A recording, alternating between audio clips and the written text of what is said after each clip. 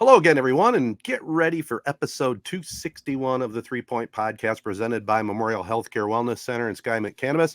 Our fantastic and loyal partners include, as I mentioned, Memorial Healthcare's Wellness Center. A lot of really cool things going on there. Children's swimming lessons have gotten underway. Call 989-720-7081 to sign up and get in line for May lessons. Also, new add-on service flexibility training now available for purchase at the front desk. First 55-minute session, 50% off. And upcoming, a big wellness center spring open house, Saturday, April 29th, 10 to 1 with free admission, over 20 health and wellness vendors. And this week's bonus in-person classes include 2 Thursday evening classes at 6:30, Fun and Gains with Kayla, and Tabata Boot Camp with Sean, and on Saturday morning, Owosso Boot Camp. I'm not sure what any of those are. Well, Tabata, I think it's Tabata. The one is Tabata, which is basically like intervals. I don't know what the other two are, but that's more reason to attend these events. BOSU. Do you know what that is? Owosso, I guess. Owosso Boot Camp. Some other form of boot camp. It's got to be a good workout. It's got to be a hard one. Well, for more details, follow and like on Facebook at memorialwellnesscenter.com or get more info online at memorialhealthcare.org. And also Skymint Cannabis, farm to stash grown right here in Michigan, over 20 locations and counting. Check out the Skymint Reserve. That's the good stuff. And also right now, big discounts on flour. Gift cards are available. And if you want to try out the Corona store, brand new customer, check out the coupon code 3.20 for 20% off Skymint products. For first-time customers, tell them 3 Point Podcast sent you. Also want to thank our local partners, AZEE Printing Solutions. They've moved into new digs over at 114 West Main Street, downtown Owosso. Also, Capital Sports Fieldhouse. Take your sports training to the next level there. CR Auctions, Michigan's leader in online auctions. Nelson House Funeral Home, serving our area since 1880. Rivals Taphouse and Grille, they told me to tell everybody the patio is now open. I don't think you want to be out there tonight, though. It's a little bit chilly right now. I was going to say, I heard, texting like my parents and family, like you guys had some 80-degree days the last couple of days, and then boom, back to like, it's what Michigan always does, teases you. And then dude, I tell you what, though, I'll take it, man. What a awesome week. Wasn't it? It's the warmest it's ever been this early, I think, in my memory. Yeah. It was incredible. It's like it was like midsummer. It was downright hot past week. So. It really was. I also want to thank Success Group Mortgage and Servicing. They run by Jim Woodworth, saving you big money on your home loans. Well, as everybody out there probably knows that follows our podcast on a regular basis, we had the week off last week. Matt, I want to definitely send a shout out to you for kind of last minute putting together the 3 Point Pod's just special broadcast with a halftime interview I did with my dad, and also the Hall of Fame interview we did with Bill Strigo, a couple of Cavalier greats, part of that 47 Hall of Fame team. But I took the week off, me and Jared, mainly because my dad passed away. He lived to be 92 years old. As I posted in a quick tweet, he's a Hall of Fame Cavalier and a Hall of Fame dad for sure, and a Hall of Fame grandfather, Jared would say. And just to get this thing started off, man, I just got to say a big thank you to everybody who reached out by phone, text, cards, social media, shout outs. I mean, we had just a private family funeral, but to hear from everybody and the support we got from throughout this area, Shiawassee County, Corona especially, was just incredible and well appreciated by the whole family. Yeah, it really was. I mean, it's always kind of difficult to go through something like that. It is a weird week for sure. Sad week, but yeah, it reminded me a lot. My grandma passed away right, at the start of COVID, almost 3 years ago, basically to the day my grandma passed away. And I felt the same exact way that you're saying. I mean, all these flowers, all the people reaching out, I mean, makes you feel pretty special. And it helps you show what a great guy, my grandpa Bud was, because that's exactly all anybody has said about him and how good of a guy he was. So. Yeah, I was talking to you guys before. I was trying to remember when I heard that this happened, if I had any face-to-face or in-person interaction with him, through my high school sports, playing for your dad, Jared, and all that. And I can't really remember if I did. I'm sure I did at some point, but through all your guys' stories and other stories that I've heard, and texting your dad, Jared, offering my condolences.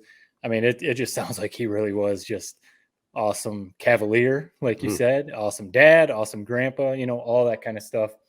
And I think your dad, Jared, said something like, you guys were just blessed to have him around for so long.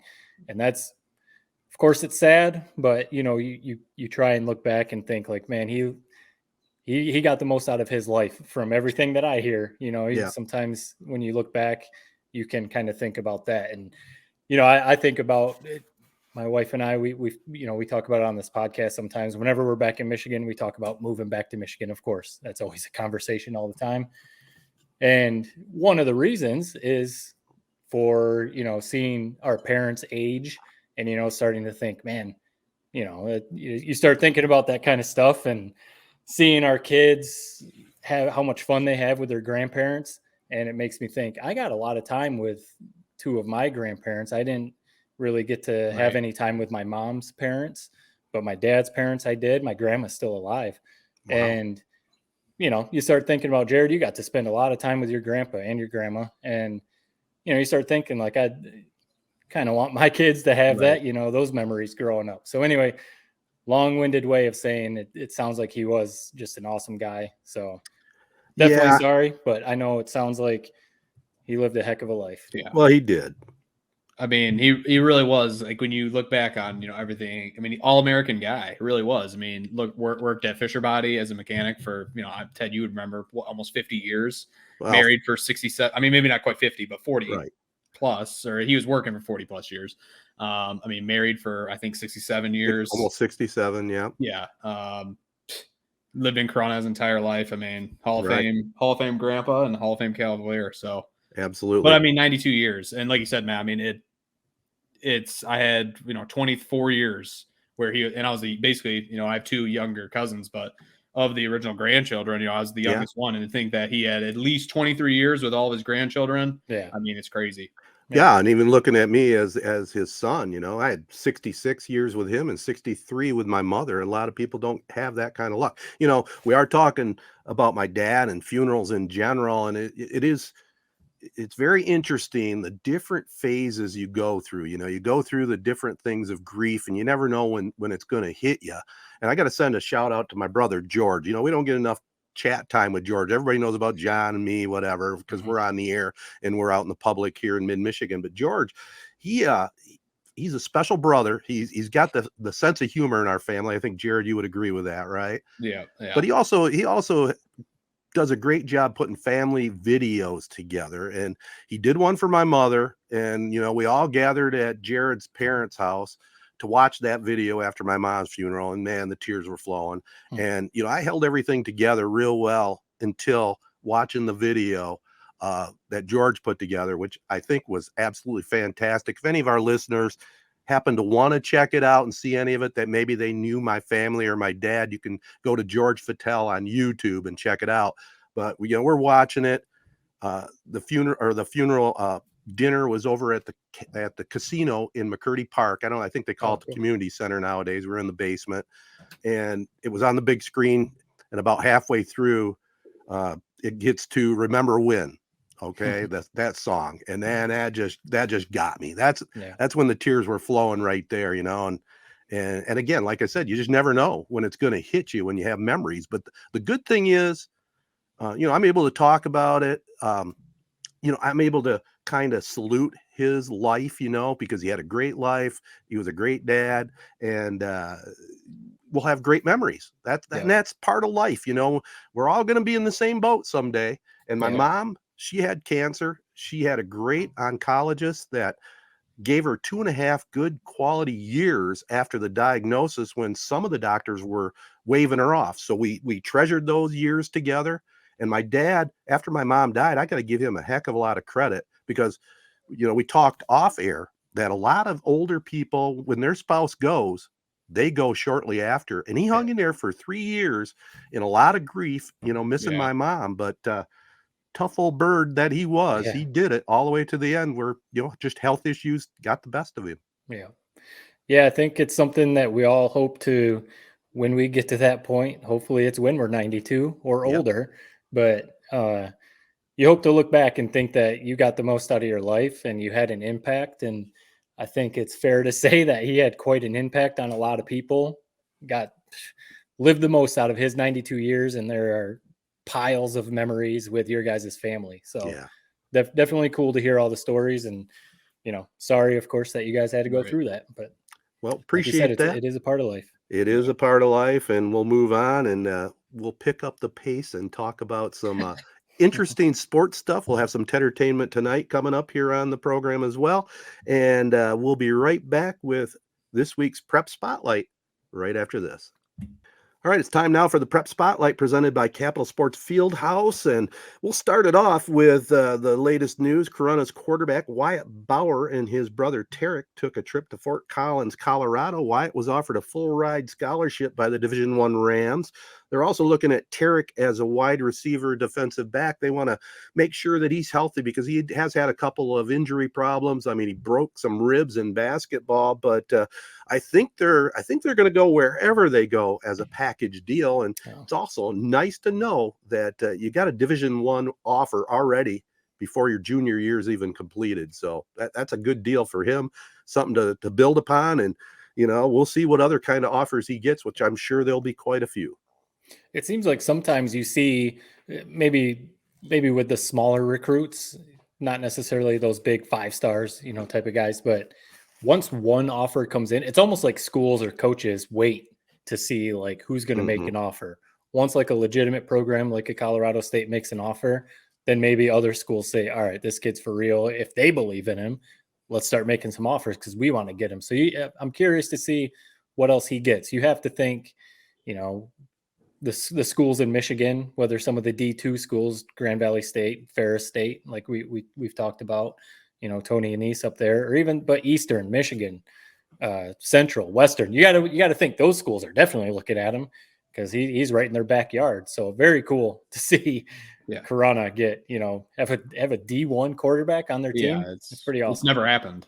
It never will happen again. I'll go as far as to say that. Ted, it's funny you decided, man, you hung it up maybe 1 year too early, I would argue, but hey, you couldn't fathom another year, so it was your decision at the end of the day. But yeah, it's cool to see. I mean, the recruiting trail is something I always feel weird kind of following, but it's a big part. I mean, especially we're all Michigan fans here. It's as important as anything else. I mean, you got to get good players in your doors, and it's just cool to hear that a kid from Corunna, and 2 of them really.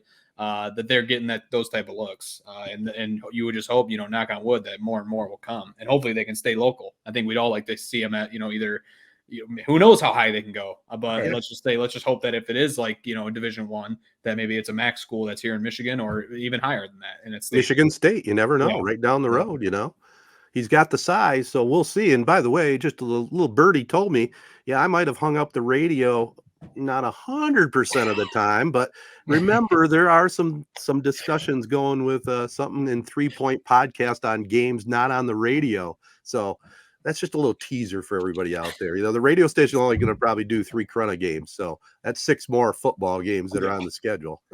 Especially when they've got a D1 quarterback at the helm. I mean, that might get the juices flowing a little bit more for you. I mean, you suffered through all those winless and 1-win teams, man, just to hang it up right then. I mean, more power to you, man. Well, I did say to my wife, I said, hey, if I'm not broadcasting any Cavalier games, we're going to go to some of them. So we'll be watching them play for sure. Speaking of Corunna, by the way, the Corunna baseball had their hitting shoes on recently, putting up 30 runs in a doubleheader sweep of New Lothrop. That's a little bit unheard of in the last 10 years or so. New Lothrop's been a powerhouse. I mean, just New Lothrop in general. When I saw that headline, I was like, dang, 30 runs though. For a high school program in a doubleheader, that's a lot of runs. That's banging the ball. That's just a lot. That must have been in one of those 75 to 80 degree days too, Yeah, shoes were on. You think about a funny, they come roaring out the gates, 80-degree weather, just to have just to go right back into the delays and cancellations this week. I mean, that sucks, man. No, that's Michigan sports in the spring for sure. The Owosso softballers swept Corunna, winning game 1 8-2 behind Danica Dwyer. She's only a freshman, and the Lady Trojans put up 15 runs in just 3 innings in the nightcap. So Corunna's softball team looking to rebuild a little bit there. Owosso baseball swept Chesanina. Zach Evon smacked a pair of home runs in that doubleheader. Owosso girls track and field, get this, they beat Corunna for the first time in 28 years. Jeez. Claire Agnew broke the Trojan school record in that meet by pole vaulting 11 foot 6 inches. And speaking of the Trojans track and field, I mean, they got some pretty solid girls there in the Fowler Under the Lights Invitational at Spicer Field. Ironically, Owosso's Peyton Spicer broke the school record in the high jump, leaping 5 foot 4 inches. Now back to the Corunna and Owosso track meet. Well, Corunna's just a powerhouse. They've been dominant in track for how many years now? I mean, at least 10 to 15, haven't they? I mean, it was even before even the late 90s. Yeah. You know, I don't know if they ever had a little dip, but yeah. Yeah, well, they beat Owosso 104 to 33 on the boys' side. Easter weekend, this is kind of a cool thing by the Cavaliers. They hosted South Bend Riley High School in a series of sports, a really cool tradition started by former athletic director Jason Beldiga. All the spring sports teams went down to South Bend last spring, and Riley came up here Easter weekend and returned the favor. It was pretty cool, man. I was over at my dad's house. We were doing some things after the funeral, and hearing the PA over there as the track meet was going on a beautiful Saturday afternoon at the Nick. It was just awesome. And that's a neat little thing they got going on there, you know, home and home. Yeah. I would say not much of a fair trade. Corunna gets to go down, check out the Notre Dame campus. They come up here and see the bustling metropolis of Corunna. But hey, I'll take that trade 10 times out of 10 if I'm Corunna, man. They did take them over to Michigan State for a little tour over there. So there you go. You got Notre Dame or you got Michigan State. So what are you going to do? And finally, guys, congrats to Langsburg's 6'2" junior Xander Woodruff, who was recently named Division III first team All-State in basketball, averaging 24 a game, as you know, and helped them to that 25-1 record. Just an outstanding junior year and a first-team All-Stater. We don't have many of those around here in basketball either. No, especially he's a junior. You said? Yeah, he'll be back for his senior year. Back. That's awesome. Yeah. So watch out for the Wolfpack next year. Yep. All right, that's our prep spotlight. We'll get into some sports potpourri, including some NBA stuff. Jalen Hurts, I see, just signed the biggest NFL contract ever. We may talk about that, and we'll get into a bunch more right after this. So real quick, I can start this segment off for us. I mean, the Tigers, what a roller coaster of a season to start. Right. I mean, from 2-9, I think everyone, including everybody on this podcast, is maybe writing them off a little bit. As you guys know, I loved their over of 70 wins this year. I thought that we were going to see a team that was confident, young, fun, but really the turning point and what's led to, 3 straight wins. And I'd love to get your guys' opinion on this whole thing. I mean, AJ Hinch pulling Javier Baez after, kind of a base running blunder. I'll just say this about that exchange. I love Hinch, man. I really do. Regardless of what happens this year, maybe we faltered a little bit in our belief in this guy. I still think he's one of the best managers. I think that was perfectly executed the way he pulled Javier Baez, took him down in the tunnel to talk to him. And props to Javier Baez. I'm surprised that Baez didn't have more of a reaction, just basically accepted it. Like, yeah, it's not that that obviously shouldn't have happened. I'm not in this game, take me out. Didn't fight it at all. Just went down and called it a night. And Hinch just perfectly handled it. Said, hey, it's not just Baez. This is a team issue. It just happened that he was the one that kind of broke the camel's back. And from then, 3 straight wins. Obviously they lost that night, I believe. But 3 straight wins since then. And I think that's a big moment when you call out, arguably your best player like that, the veteran on the team. I think it kind of woke everybody else up to like, hey, we got to focus in. And this has been a joke to start the year. So I think that moment will be one when you look back, if this team ends up kind of staying where they're at, right below 500, if they kind of right the ship a little bit here. You got to look back at that moment. It's awesome. I loved it. I love Hinch, man. Yeah, because even though these games, sometimes you hear people say 162 game season, what does game 8 really matter? Game 10, 11. But if you bury yourself too early, you do that. You bury yourself too early. So like if you get, you start off 2-15 or, 3-16, something crazy like that, that's almost too deep of a hole to dig out of, even if you do catch fire in, May or June or something like that. So the Tigers going on a 3-game win streak. I know they've had a couple games postponed or whatever, the last couple days, but you have to start somewhere. So if you're going to turn around, and even like you said, Jared, just stay around 500. We're not saying all of a sudden they're going to win the AL Central, but if they're just going to improve and stay around 500, you've got to start somewhere. and they've got a little win streak going. So any positive momentum is good. But let's keep it real, I guess. They're still dead last in the league in batting average, slugging percentage, OPS, total bases, and they're second to the last in the league in runs scored. So, yes, they're on a 3-game win streak. You have to start somewhere, but that offense is still anemic. They have room to improve without a doubt. But but if you look at the picture right this second, I mean, they're 4 games out of first. Cleveland's only 9-7. So, hey, if they can turn it around, that'd be great. I'm not so optimistic that they'll hit the 70 win mark, but I guess we'll see. And Jared, to your point, 100% right on Hinch. I mean, if he wouldn't have done that, he's just going to be gone, because that means he completely gave up. Any big league manager in that situation, sure, it takes balls, but he handled it perfectly. You know, some managers like Billy Martin or even maybe Jim Leland would have made a spectacle right in the dugout. Where you don't want to show the player up. No, right? And like you said, Jared, take him down to the tunnel and be like, all right, you can't do this. Yep. You know, so I've been a little skeptical of Hinch. I don't think he's like garbage. I don't think he's like Brad Ausmus, you know, when he was with the Tigers. Imagine if we had AJ Hinch when they hired Brad Ausmus with that roster that the Tigers had. Probably would have won a World Series or two. Right. I do still think he's one of the best managers in the league. He's just been given nothing. I mean, this roster is pretty bad. So you got to build somewhere. So hopefully they can get some stuff going. Yeah, they have some young hitters. Still, it all starts on the mound, and if they don't get these guys like Scooble back, and I don't know if Casey Mize will ever make it back, but you know, those were 2 of the arms they were relying on heavily.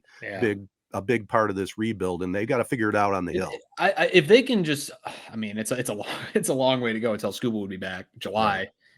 But it'd be fun to see if they're, you know, if they hover right around, let's say they're 5 games below 500, they can just somehow survive until then. It'd be fun to see what injecting him into the lineup or into the rotation, what that would maybe do to this team, because he is fun to watch pitch, man. I mean, he strikes guys out.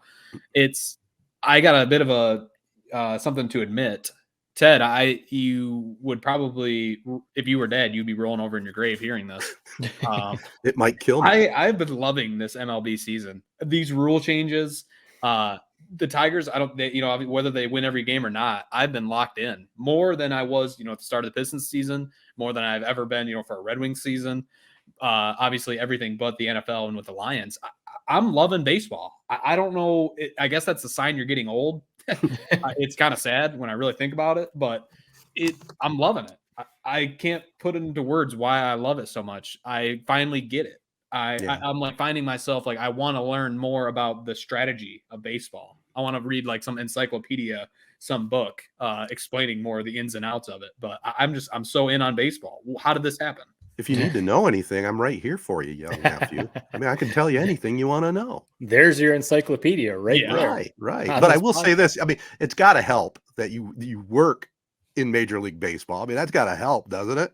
That you're around it, you're soaking it all in, day out. Right. But I haven't had that same thing hasn't happened with hockey or with the NBA. No. Maybe it's in part because, I mean, I was just kind of dogging the Tigers. I was going to say because the Pistons haven't really showed much promise or anything. And really the Red Wings started to. The Red Wings were playing much better this season. But the Tigers, it still feels like, you know, with AJ Hinch, it still feels like, all right, the rebuild is supposed to be going in the right direction. You know, I don't know if it has something to do with that. I think baseball too, it is one of those games, like, unless you just love baseball in general, it does help to like understand the strategy a little bit, because I agree with you, Jared, that the pace of the play being sped up, I think has helped a lot. You know, people might say like, oh, it's only shaving basically a half hour off of each game. But when you go from like 3.5 hours to 2.5 hours or something, that's a huge difference. But like when when it comes to whether it's a guy, bunting a guy over to move a player in scoring position, or, sack flies, or certain pitching changes that are made, if you kind of understand strategies like that, I think that's when you really start to understand or enjoy baseball a little more, when you get those things, because then, basketball, you're just watching, You're just watching dudes score, kind of the same with football. If you understand like coverages on defense or, why certain plays are being called on offense, that helps you understand the game or enjoy it a little more. But I think that is a big thing with baseball. Yeah. I'm resigned to the fact of the clock. I mean, okay, it sped up the pace, no question about it. I do have one. I think I saw a tweet on it or something. You know how the World Baseball Classic, had that showdown with Ohtani and Trout, and no shot or no pitch clock. Yeah. What do you think about a tweak? And maybe when you get to the ninth inning, eliminate the clock so you can have more drama, if you will. You don't need you don't. There's enough drama. You don't even notice the clock's there. It just seems like it's like the natural pace of the game. It's how it should be. Yeah, you have the one, like, think about that. That's like maybe the at bat of the year. Yeah. So, okay. Yeah. I'll grant it. Yeah. We all were loving it in that moment, not having a pitch clock, but that's a rarity. Yeah.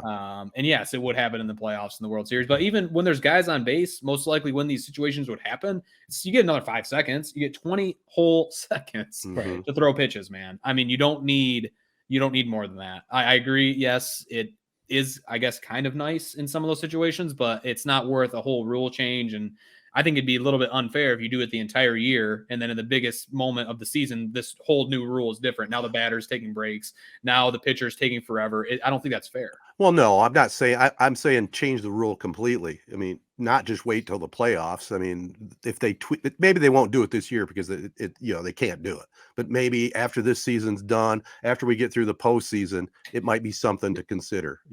Are you willing to admit now that we've looked back on it, can you admit that you were dead wrong about the pitch clock, or where are you at with that? Are you going to die on that take? No, I'm not going to admit either way. I'm just going to say I liked baseball before. I like baseball now. I mean, what do you want me to say? Baseball is my favorite sport. It really is. Even though football is the one that really gets the juices going. There's no question about that. But I just love the game of baseball. I liked it before when it was slow, and I like it now when it's faster. So that's where I'll leave that. Now, let me ask you this, Jared, before we move on to NBA. Matt kind of teed it up a little bit with the Pistons. What were you working Sunday? Were you on the clock for that long delay? No, I was thankful I wasn't. Wow. I don't know what the deal was. I don't understand. I feel like this is the way I've always been with delay. I hate delays unless it's like a clear, like, oh, this is a real spotty shower, and then we're gonna be back in action. I've always been, which is what they did today.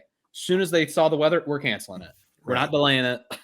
Whereas yesterday, I feel like the only way they could have done wrong in that situation was doing what they did, 5 hours. Was just waiting. I don't know what the thought was. I just cancel it or don't. Or play it, because it never did rain that hard. I will also say this. I don't like, if I was working, I can understand why people would be upset. I don't know why do people who are just like at home, like, why does it really matter what decision they make? The game's going to get played sooner or later. Why does it, like, people are like literally acting like the world was ending over this decision. They should, like, even today when they canceled the games. Oh, we should have played yesterday.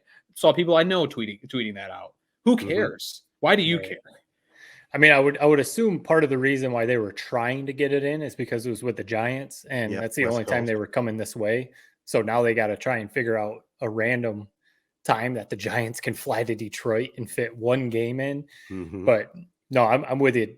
The delays, maybe it's more for people who work, whether on TV or if you're at the stadium or, whatever you're doing, are the worst. I mean, because there's college baseball. It always seems to be certain teams, LSU, down there, and all these rainy areas in the South. There's always weather delays. And there's always those times that every other game in the conference or every other game that we're covering is wrapped up, but we're waiting on this one game that had a 4-hour rain delay, and they're playing at 3 a.m. And we're like, why are you doing this to these college kids? Like, what?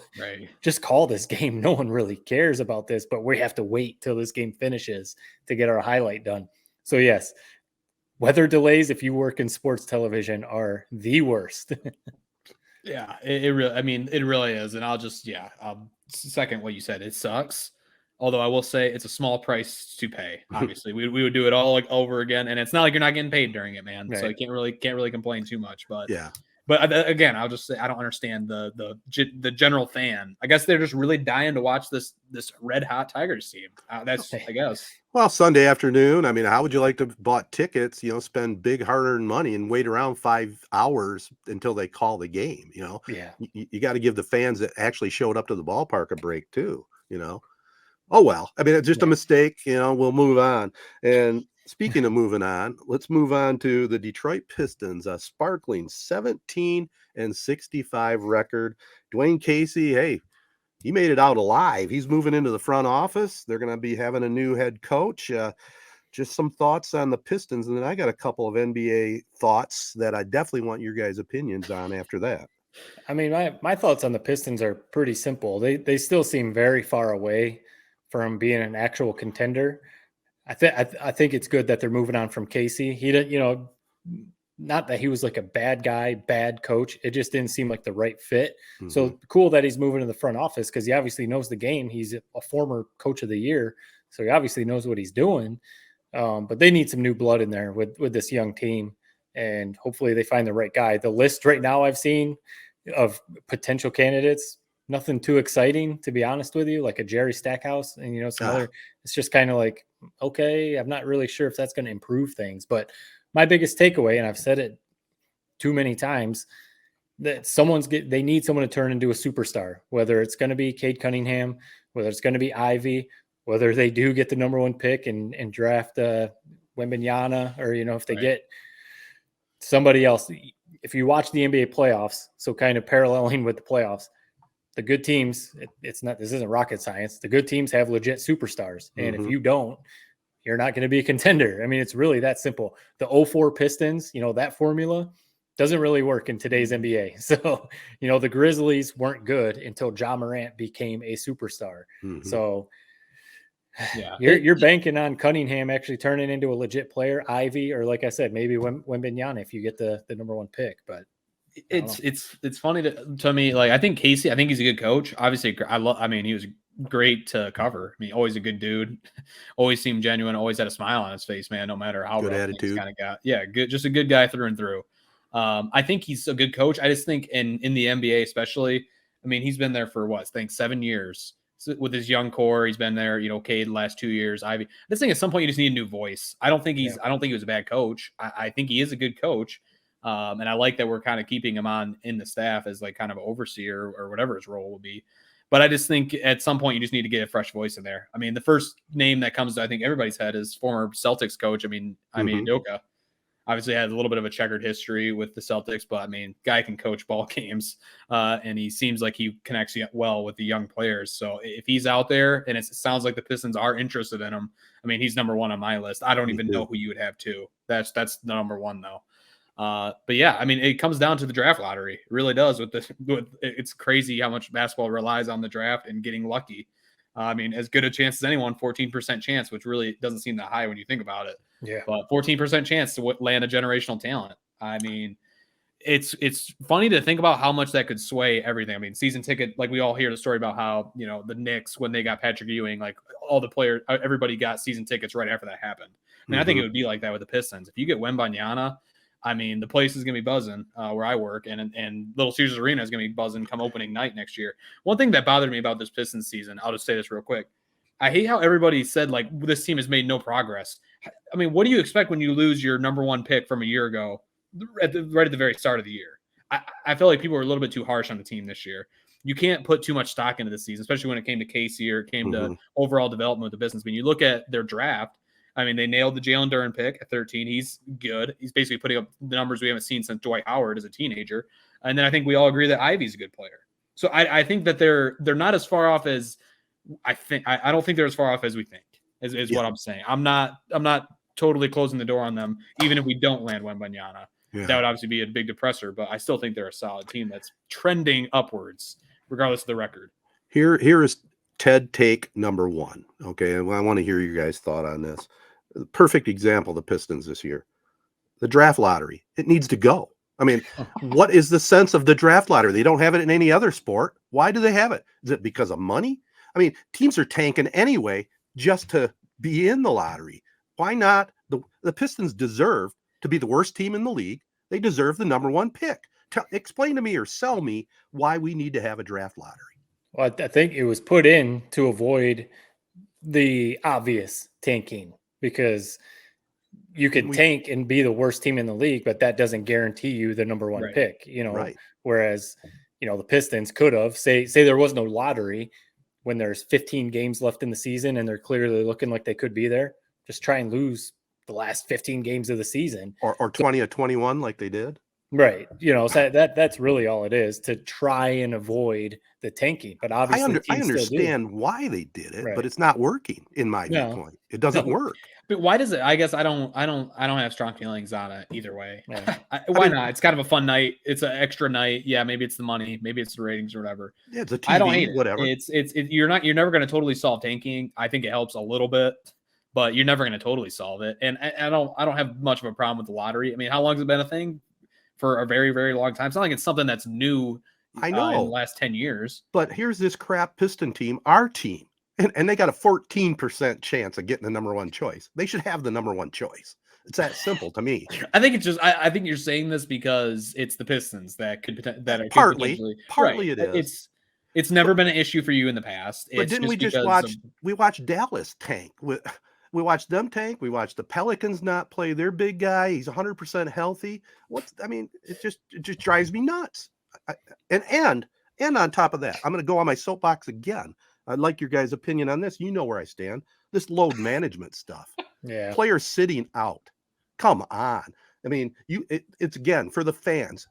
If I'm going to pay big money, or if I got a little kid and I want to go see the Pistons play LeBron James and the Lakers, and he decides to set that one out, is that really fair? Don't you think it's more fair they play the games if they're healthy, and if the coach wants to play some load management, cut his minutes? I mean, it's that simple. Yeah. I don't know. The load management thing is a tough, because it obviously, it's a newer thing, I guess, but it's just a part of the game. I mean, I don't know. It's definitely, as a fan, it would be frustrating to the one trip that LeBron comes to Detroit or Charlotte or, wherever. You buy tickets for your kids, family of 5, you're going to the game, and then he's sitting out, and it's like, oh, we just wasted $600 or whatever to go to this game, so that kind of stuff for sure is frustrating. I don't know what the solution is. I don't know if you hold people accountable, if they don't get a game check, if they're sitting out for load management, not for a legitimate injury. That's not. But then you would have people just saying faking injuries, or something like that. I don't know really what the solution is. I think it's just part of the game. Like I do. I think it's a big problem. I think here's what I would do. I think they're not going to do it. They'll never do it. I would say the NBA needs to reduce their games to 72. Oh, I definitely think that should happen. It would just keep the same length of the season, get rid of the back-to-backs. I mean, I don't know.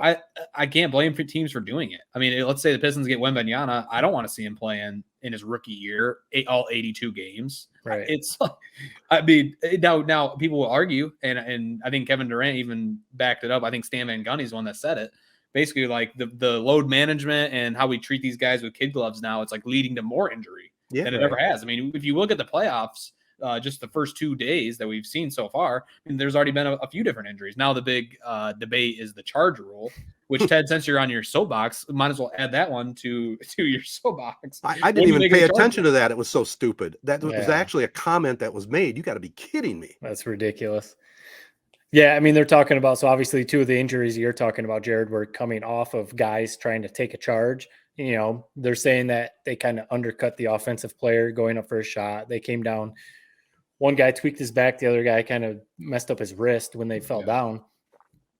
I mean, where does it stop? It's kind of getting to the point with football. I'm fine with some of the changes they made in football to try and make things a little safer for players, but it will get to the point where it's it's not even going to be football if you keep making these changes. Mm-hmm. Similar to if you start doing stuff like this in basketball, you take away charges. That's a huge part of the game. I mean, you already can barely touch players. If you're playing defense, you can already barely touch the offensive player. If you take away the charge and Ja Morant is going up for dunk, LeBron James is flying to the basket, like a freight train, like he does. What else are you supposed to do? Just let him go? Or I guess you jump up to try and block the shot, but that's a big part of the game. Step in front to take a charge. Otherwise, offense, is already at an advantage. That gives them an even bigger advantage if you can't take a charge. So that whole discussion is just ridiculous. That those injuries don't happen that often, and it's kind of like a freak type of thing when a guy tries to take a charge and they both kind of fall awkwardly. That's just part of playing sports, I feel like. I mean, that's just part of it. I don't know. Yeah. The load, I think I replied to one of your tweets, Ted, about the load management. I'm not saying like I feel this way or like my opinion. I've just seen older players talk about this, that back in the day, it was a little different when it came to the training.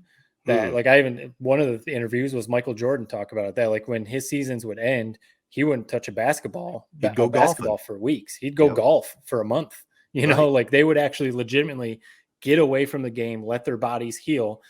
And they've said like that was maybe in a sense our load managing. We would actually take the off season to recover. Whereas now, if you're not like in the gym around the clock, you're seen as like a slacker. You know, like I've seen people talk about how like James Harden isn't as committed as like Kobe Bryant was. So that's why he's not as like great as Kobe Bryant, or, you know, stuff like that. Like if you're not in the gym at 4 a.m., first one in, last one out, getting multiple workouts, you're seen as like you don't care as much or something like that. So I don't know if that has something to do with it or not. But well, do each of you have an opinion? I mean, are you in disagreement on this whole load management, resting guys when they're healthy? I mean, I understand about, you know, shortening the season. Okay, that makes some sense. I would agree with that. But do you think it's fair for these guys? I mean, think about, and we know these athletes are entertainers, right? You're paying decent money to go see them. There's big TV money out there, all that goes along with it. Would you be happy if you went to a Taylor Swift concert and she gets about 10 songs in and says, sorry, that's it, I'm going? You're funny, man. It's entertainment. It's entertainment. Apple to oranges. Well, whatever. That's just a wild one. Yeah, it is. I don't like load management. But again, if your number one thing is we want to win championships, you should be doing it. So I can't fault it, man. If load management has given me another 2 years, on the back end of LeBron James's career for whatever the Timmy who missed him play in Cleveland in 2017. Yeah. I mean, that always cracks me up. That like the world ended because LeBron didn't suit up for some game. No. I 100 disagree. I disagree with that take all the way. Yeah. Have you seen how much NBA tickets are nowadays? They're like $10. Oh, are they? You got the Detroit, you paid $600 for it. Okay, so you're rich, and guess what? I guess it didn't bounce your way this time. Where your $600 courtside tickets, you didn't get to see LeBron. You just got to see Anthony Davis and play against Ja Morant. And well, I don't sympathize with those people. I look at it this way, Jared. These people, these blue collar people, or these people that can afford those seats, they work hard for their money. And these NBA players or any of these other pro athletes, it's astronomical how much money they make. They owe it to the paying fan to play. They owe it to them. They do. It's that simple. So you're okay. Like if like I said, I keep bringing back Wembanyama. If he is playing, you need him to suit up all 82. Why not? If he needs a rest, you rest him in the game. Why not? I mean, I guess they play 82 games. When I worked at my job, I went to work 300 days a year or whatever it was. I went to work. Go to work. You're getting a paycheck to work. It's that simple.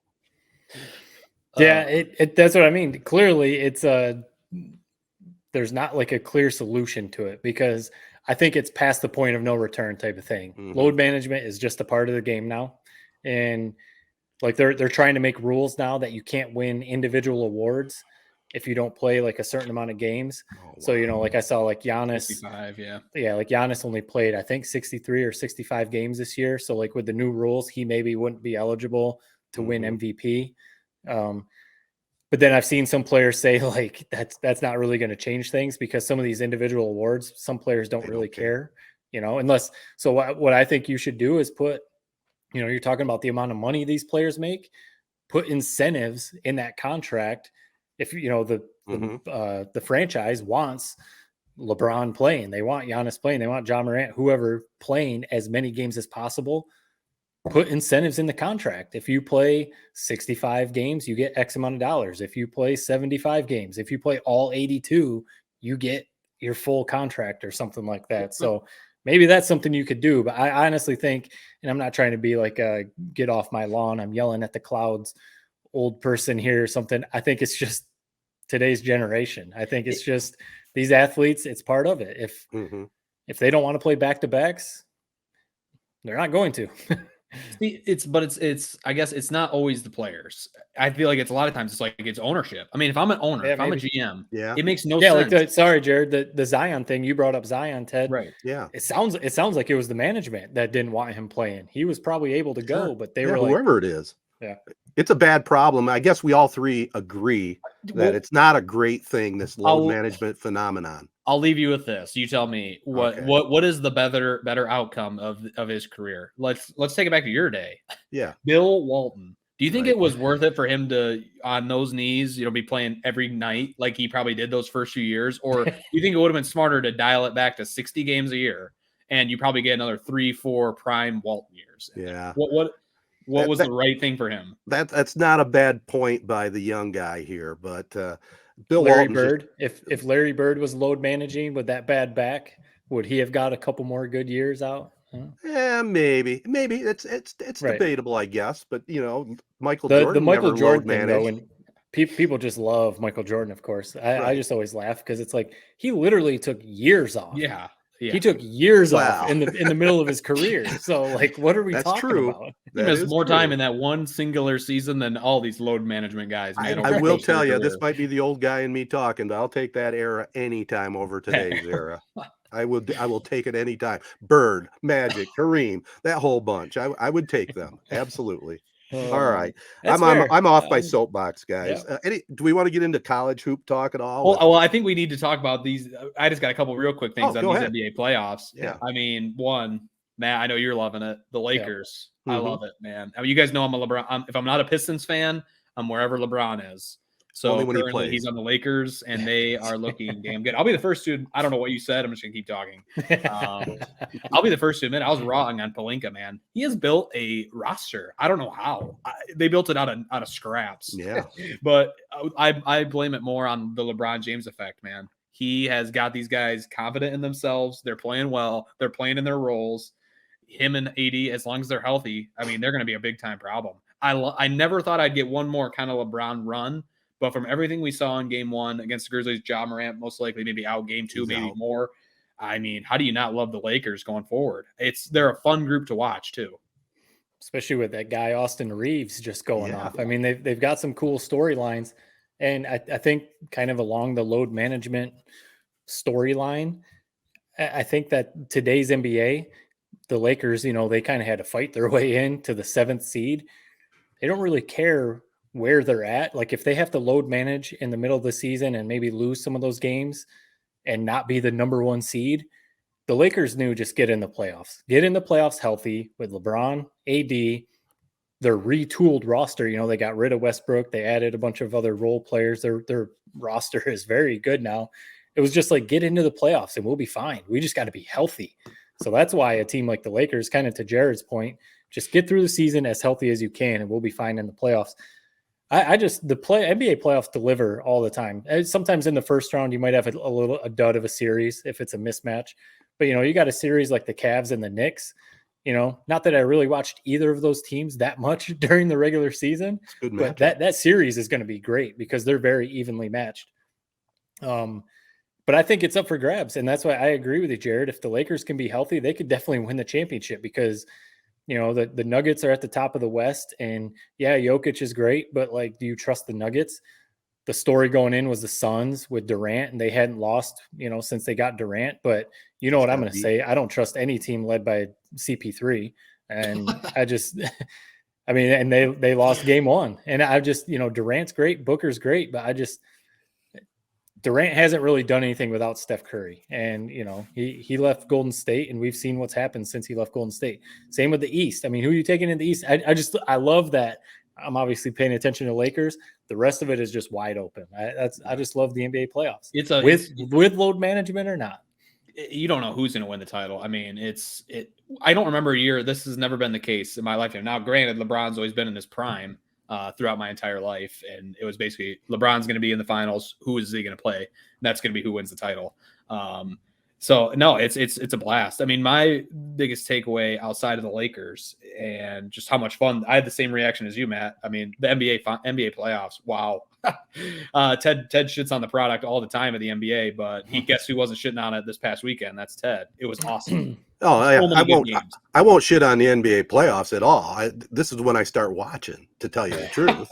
So I mean, this is NBA season right now. We had a little opening day baseball, but now it's NBA season, and then we'll get deeper into baseball. But I agree with both you guys. I mean, I've never been an NBA hater when it comes to the playoffs, but that's usually when I start watching. It really is. Now, Pistons, when they're good, I'll watch them during the regular season, but the playoffs are where it's at. And then what's nice about the playoffs is they actually play defense. I mean, they're out there playing basketball the way it's supposed to be played. It's for the money. I mean, you see the injuries, you see guys are taking charges, dive on the floor. I mean, they care and they play hard. Right. I mean, it's awesome. One thing I just got to say, the Sacramento Kings. Yeah. I mean, what a fun series that is with the Warriors. I had no idea about this whole light the beam tradition, but it's freaking awesome. And I know when this pod comes out, a game 2 will be played tonight. But I mean, what a scene that was in Sacramento for that playoff game number 1. What a tradition. I'd never heard of it. Next thing I know, I'm looking at the screen. They got like a laser beam shooting into the sky. I mean, what a cool tradition. I just had to shout that out. I mean, it took my breath away, man.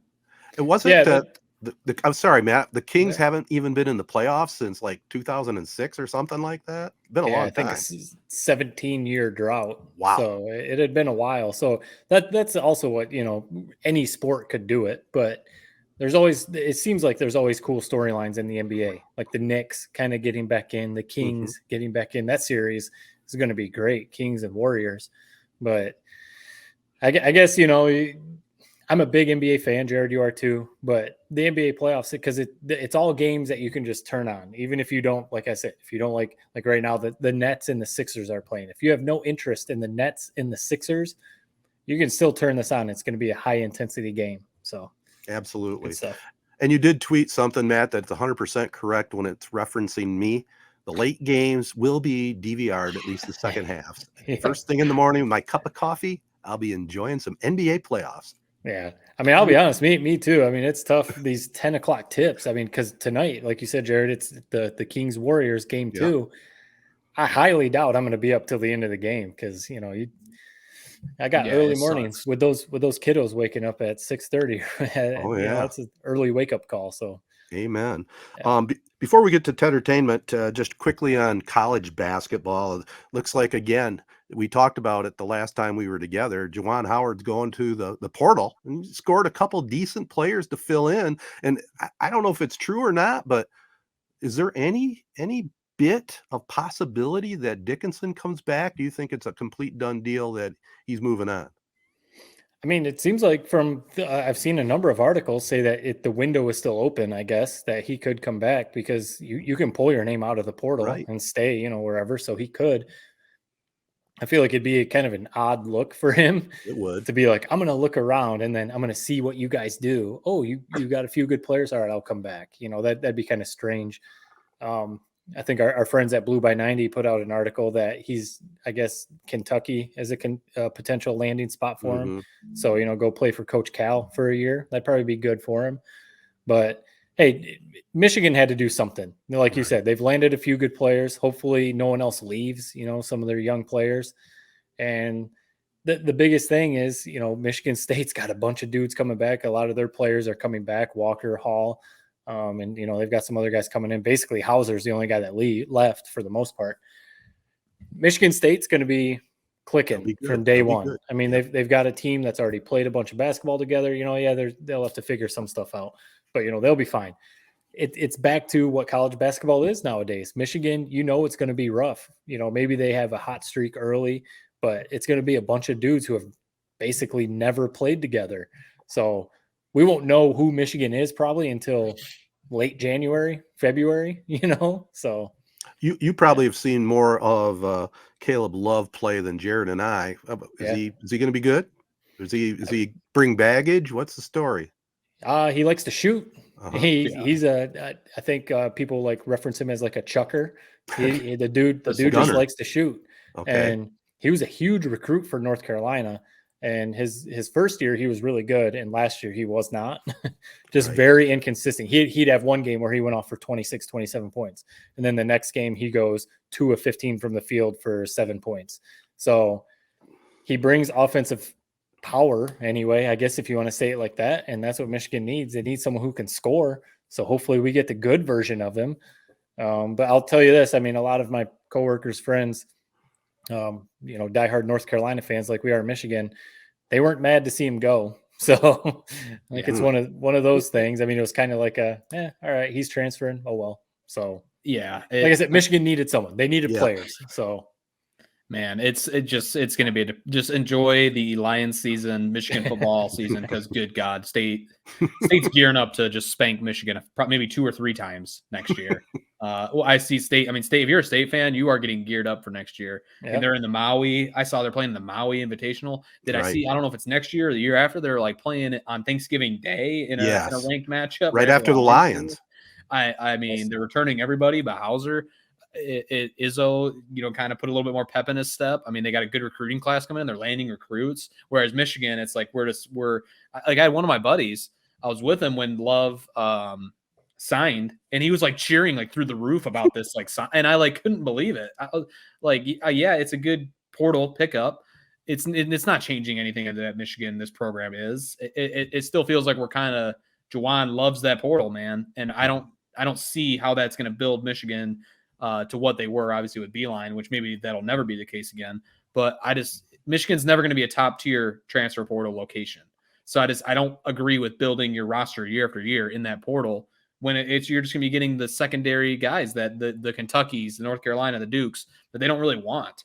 And Love has some promise. He's shown it, like I said, as a freshman, stud recruit. I like it. Let's see what he can do, but I'm not exactly jumping for joy at the signing. Yeah, amen. And by the way, Michigan State, we've talked about it before. Hauser's not 100% gone. I mean, there's still a sliver of a chance. He has another year of eligibility left, right? So I mean, if you were him, why he was leaving? But I know he's not going to go to the NBA and sign a big contract. I wouldn't think. No. So why not come back? Absolutely. All right, good stuff, fellas. Let's finish strong with a little Tedertainment tonight, and we'll take care of that right after this. All right, guys, I'll start off real quick like that. Today's Patriots Day. They had the Boston Marathon. It's the 10th anniversary of that terrorist bombing. And I checked out Netflix. They got a 3-part doc about the bombing and all that went on. A whole heck of a lot of never before seen stuff. I highly recommend if you can stomach watching it again, but it was really well done. And it was 3 1-hour segments on Netflix. Really enjoyed it as far as seeing the behind the scenes stuff. It was really well done. Yeah, I did see the promo for that, and I'd be definitely interested in watching that because I mean, like the three of us probably do. I remember that day vividly. I was living in Connecticut at the time, and I went over to a casino, Foxwoods, that's over like it's like in between Boston and Bristol where I lived. Yep. So we were only an hour or so away from Boston, and we were sitting in a bar and looking at the TV, and all of a sudden we start seeing all the headlines, and we were like, wait, what is this real? It's one of those again. I mean, now sadly kind of starting to become numb to these like ridiculous headlines when we see them. But, it was one of those when we saw it, we were like, what? Like, no way, this is happening at the Boston Marathon. So anyway, still a super sad thing that happened. So I bet that documentary would be, like you said, maybe tough to watch at times, but yeah, also compelling, I guess. It's a bit of history, and it was, like I said, real well done. If you're into documentaries, and I am, I mean, I give that 3 stars for the 3-point podcast rating. Maybe a little less than that, but also on Netflix. Fun movie, Murder Mystery 2. Did you see that one, Jared? No. Adam I feel like Sandler. I feel like Matt's gonna. Matt, have you seen it? I haven't. I haven't. I want to watch it because Sandler. I definitely want to watch it. Sandler, Aniston. I mean, it's not a bad combination. The way I put down in my notes, it was a nice Sunday afternoon movie. I mean, it was fun. It's exactly what you would expect, and it doesn't cost you anything extra being on Netflix, and it's worth watching. I think you'll enjoy it, Matt. Like I've said, whether it was what was the ridiculous Halloween movie that he put out? I'm blanking on the name of that Halloween movie he put out. But Hubie Halloween. Hubie. I can't forget that, man. Like the worst movie I've ever seen. It was pretty bad, but also like it was so bad it was pretty good. What I was trying to say is like with these Sandler movies, you have to go into it knowing you're not getting like an Oscar nominated movie. You're getting ridiculous. Adam Sandler, he knows he's probably just messing around with the script and stuff like that. So you got to go into it with that. Right. The throwaway lines. I did see though. I don't want to. What's that? The throwaway lines he has in those movies are pretty funny, you know. Just that's what I mean. Like that's what I appreciate about him. I can almost see him being like, I'm gonna put the stuff in these movies that they didn't let me put in like legitimate movies. I'm gonna just be absolutely ridiculous with them. Also, I got to send a shout out to our fan Craig. You know, he's probably the world's biggest Jonas Brother fan. But I did check out the recent Saturday Night Live with host Molly Shannon, and I have to admit something, Craig. Both songs they played, they were solid tunes, man. They were excellent. I don't know if you guys, I mean, they'll be played on Z92.5 The Castle in their rotation, I guarantee. One name of the one song was Waffle House, and the other one was called Walls. And they were both pretty good songs, man. I enjoyed it. These were Jonas Brother bangers? You're saying these are Jonas Brother hits? Yeah. New songs. I think they're new ones, right? Because they're the new ones. Jared, really you know way more about the Joe Bros than I do. Because it was when they came out, you know, I was maybe a little old for when they came out. And then so I've never really gotten into them.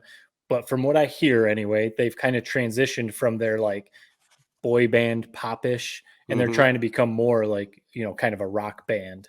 You know? They had a good backup band behind them. I mean, it was take my word for it. Check it out on YouTube. I thought it was pretty good, and coming from me, I don't know. Yeah. So you're referencing Taylor Swift. Now you're referencing Jonas Brothers. Now all you got to do now is bring back, you know, when you talk about Miley Cyrus, and you're checking all of them off for our younger fans. Miley Cyrus can I love how in our Tedertainment segment every week there's just like a portion for SNL news. So maybe that's like the news subsection of Tedertainment. So we got to get an update on SNL every week. I'm going to go farther back than that for you, Jared. My final thing that, you know, I'm excited to be back with you boys. Radio related. Okay. Every Sunday at 9:00 on Sirius XM, the 70s channel, they play Casey Kasem's American Top 40. They go back into the 70s on this date and play the top 40. I don't miss it every week. I was out mowing the lawn, checking it out, just hearing those songs from the 70s and what order they're in, and Casey Kasem's delivery. I mean, he's a Hall of Famer for sure. I just had to throw that out there that's on my listening list every Sunday at 9. So there you go. That's cool. That I've seen along those lines. I come across a lot of people do, whether they're radio VJ or DJs or whatever, they do TikToks, and they'll do like on this day in R&B, on this day in pop, you know, whatever music they pick, and they play like the top 5 or something like that. I love those too, because maybe you forget some of them. Yeah. So that's definitely cool. I was going to ask Jared, do you know who Casey Kasem is? Like, is that zero idea? Because I definitely remember. I mean, that voice. I mean, obviously you for sure, Ted. But even me, you know, growing up, Casey Kasem's top 40 was a huge deal. I was going to ask, like, Jared, do you even know what that is? No idea. No, no. Real quick, I'll tell. He does a countdown from number 40. It's the pop chart that week. Number 40 all the way up to number 1. He does long distance dedications. He has this classic DJ voice from the time. I mean, check it out, look it up sometime. Casey Kasem was one of a kind, and he grew up in Detroit. So one thing I do wonder, so this is every week on this day in history. Do they change like years? Because say it's gonna be like the same list. No, they change years. You never know every week. You know, this week it was this week in 1977, so it was pretty heavy disco laced. You know, sometimes it'll be the early 70s, which, man, there was some bad music in the early 70s, so you never know what you're going to get. But it's definitely a flashback for us old timers, and even for somebody your age, because you have a pretty eclectic taste, Jared. I think, Matt, I know you do too. It'd be worthwhile just checking it out if you have Sirius or get a chance to. I was going to ask you one more thing. That's all I had on my list. But Matt, there was an uproar on Netflix this week. Fill me in a little bit about this reality show that everybody's up in arms about. So I got kind of roped into it a little bit. I'm not blaming my wife because I ended up enjoying the show, but Jared, I'm sure you know about it too. I'm curious if you got pulled into it, like if your girlfriend watches it or something. But so the name of the show is Love is Blind. Mm-hmm. It's one of those ridiculous reality shows where they bring the concept is actually very interesting. So they bring a bunch of people, single people into basically a property or whatever.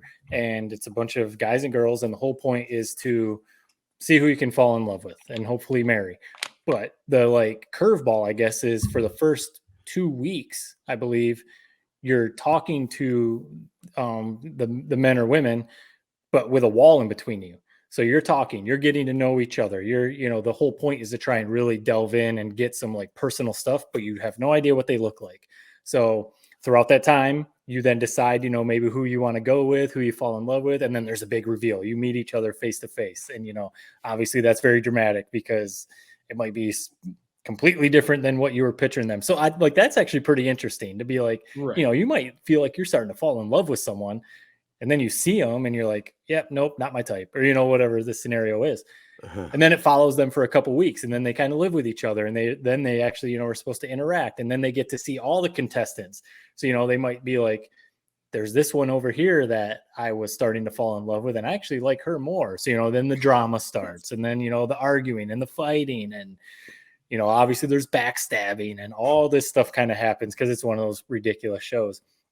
And so what this one was, just to tell you, so what happened last night is the reunion show. So obviously, this show was taped and it aired recently, but it was taped, a year ago. Right. So they had the reunion show last night where they have most of the contestants back on and it was streaming live on Netflix and so many people wanted to watch it. It basically shut down Netflix. Oh, wow. And it ended up coming back because my wife and I were trying to watch it and we watched something else for a little bit. And then we saw they finally got the stream figured out. And, it's just one of those things where, like I said, it's smut television. It is just ridiculous, but it pulls you in because, you get pulled, you get suckered in because whether you start to like a couple of the contestants or you want to see how some of the love stories play out, whatever it is. And you have to see it through because you start wondering are they going to make it through and get married or, whatever. I've told my wife though, I would be the worst contestant for one of these shows because I just laugh the whole time at how they act like this is so real life serious. And you're really going to fall in love and find your wife or husband in this little 6-week span where all you're doing is you're basically on vacation. There's no real life stuff happening. You're not living that day to day, going to work, daily grind type of stuff. And I'm like, yeah, of course they're all loving it because they're on vacation. Everything's paid for by the TV network right now and all that. So yeah, wait till they move home and have to start doing the dishes and start doing each other's laundry and start, doing all that stuff. Then you're really going to find out. And I just, it's one of those, it's a ridiculous TV show, but when they some of them are acting like it's so dramatic and serious, I'm just like, you joined this ridiculous reality show thinking you were going to find your future husband. What? Come on, let's pump the brakes. But I did get sucked in. Really? Yeah. I mean, to be honest, I've seen the first season of that show that came, I think it dropped right at the heart of COVID, right when we were all locked down. So I watched it. I can see the appeal of it. It's an interesting concept. The way it's set up and they're talking, I don't think if I was in this show and I was talking to somebody through a wall, I don't care if I'm talking to them for 40 hours. I don't think I'd ever connect with them at all, but they seem to.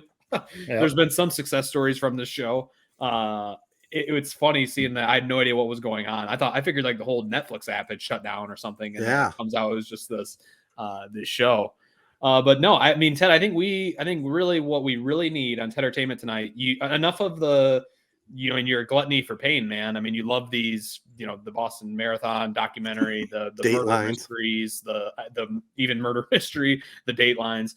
Can we get a honest, even if you watch just one episode of one of these shows, whether it's, the other one that comes to my head is Too Hot to Handle, where it's essentially they get all these hot singles in their, early 20s and you can't touch each other for that one seems more your speed. That's probably what you'd like. That's the concept. Yeah. That is it. Oh yeah, basically there's a money pot and if you touch each other sexually, basically the pot dwindles. You know what? You'd probably like that one. You should just give that one a watch. Next thing I know, you probably binge all 4 seasons of that one. Is that on Netflix? Oh yeah.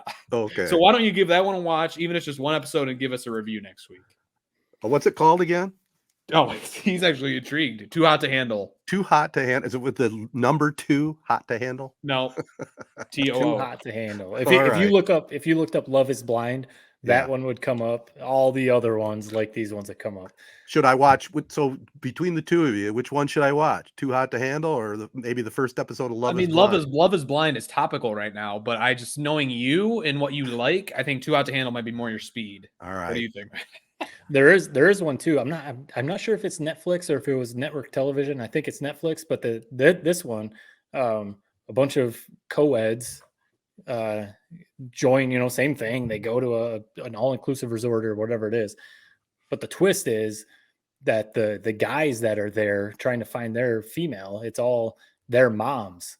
Oh, So, I saw that listed. Yeah. So they're mingling with their buddies that are trying to hook up with their mom. So MILF Island. Right. I don't know where they come up with some of this stuff, man. I did watch one years ago that was called Temptation Island. It was kind of along those lines, but yeah, I'll check that out. Too Hot to Handle, right? Is that what it was? Yeah, that's it. Take your pick. Why don't you watch a trailer of both of them and you give us a review of one episode of one of them? All right. It's funny to me, like when you hear when they're like their confessionals or whatever, when they're just talking solo to the camera.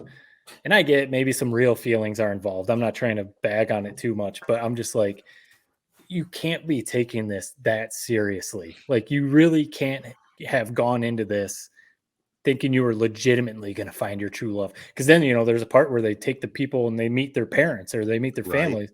And it's like, I can't imagine being the parents and being like, looking at your kid and being like, are you serious about this? Like, are you really? It's kind of like Netflix spin on The Bachelor, isn't it? It's kind of the same. It really concept. is, and it's smart that they're doing it. They turn out Love is Blind. Like I said, I think this first season was right at the start of COVID. They're already in season 4 now. Season 5 is about to come out. Like, they turn them out quick. Yeah. Now let me ask you one thing before we wrap it up. And I'll try to be PC. I mean, when they pull apart the blinds, are there duds once in a while where they go, oh?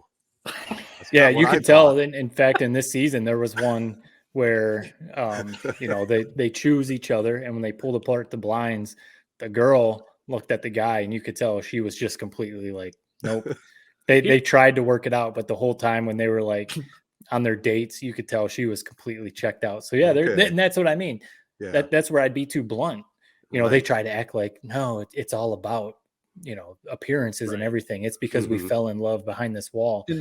I'd be like, no, I understand that, but physical attraction is a very big thing when it comes to it. And I'd be like, sorry, you're not my type. I mean, we might have got along behind this wall, but sorry. Well, and it's like, work. Well, I mean, it's like there's no duds. I would also they're all like good looking, decent looking. Yes, right. I guess duds to some people. Right. Right. So no, we need your reaction, man. All right. I got an assignment. So the next 3 Point podcast. Well, let's wrap this one up, boys. I want to thank our sponsors, which include Skymint Cannabis, from farm to stash, grown right here in Michigan, over 20 locations now. No joke bundles for deals on flower, pre-rolls, and edibles. Right now, big discounts on the flower. Gift cards available. If you're over 21, check them out at skymint.com. At the Corona store, use coupon code 3.20 for 20% off Skymint products for first-time customers, and tell them 3 Point Podcast sent you over there. Also, want to thank the Memorial Healthcare Wellness Center. A lot of good things going on, including children's swimming lessons underway. Give them a call. Get in line for the May lessons coming up. Got the nice pool there. You can learn how to swim. It's a great option. Also, the Wellness Center is going to be hosting a spring open house Saturday, April 29th, 10 o'clock to 1. Free admission, over 20 health and wellness vendors. And of course, the membership includes free use of the SkyTrack locker rooms, private showers, all that goes with it. And again, coming up on Thursday evening at 6:30, Fun and Games with Kayla. And how do you say this boot camp, Jared? Tabata. That's with Sean. And Saturday also boot camp again with Sean on a Saturday morning. For more details, follow and like on Facebook. Get more information. memorialhealthcare.org. I also want to thank our local partners who are a big part of this podcast. AZEE Printing Solutions just moved to newer digs at 114 West Main Street in Owosso. Capital Sports Fieldhouse. Make sure you take your sports training to the next level there. What a great addition to downtown Owosso. CR Auctions, Michigan's leader in online auctions. Nelson House Funeral Homes. They served our family and been serving our area since 1880. Rivals Taphouse and Grille. They wanted to pass on. The patio is now open. They're going to be getting with me with some upcoming big news on the menu. And thanks also to Success Group Mortgage and Servicing, saving you big money on home loans. Don't forget to give us a follow on the socials at 3 Point Pod. Subscribe to our YouTube channel. And speaking of YouTube, if you want to see my brother George's YouTube presentation on my dad, just check it out, George Fattel. You can find it from there. Also, boys, I didn't run this by you, but I've had a few comments from people. We see some things on social media where people disagree with things we talk about. Hey, we're open for rebuttals. If you hear something I say, Matt says, Jared says, we're big boys. We can take it if you disagree with us. Record it on your phone. Send it to our email address, and we'll pop you on the podcast. Send it to 3pointpod@gmail.com. Does that sound like a deal? Sounds like a deal. And I love hearing rebuttals because, sometimes if we don't disagree, I think something's going wrong. Exactly. If we all agree on something, I'm like, wait, this can't be right. Boring. No doubt about it. Well, that's it. Peace and love, everybody. Be kind. Thanks for listening. See you next time.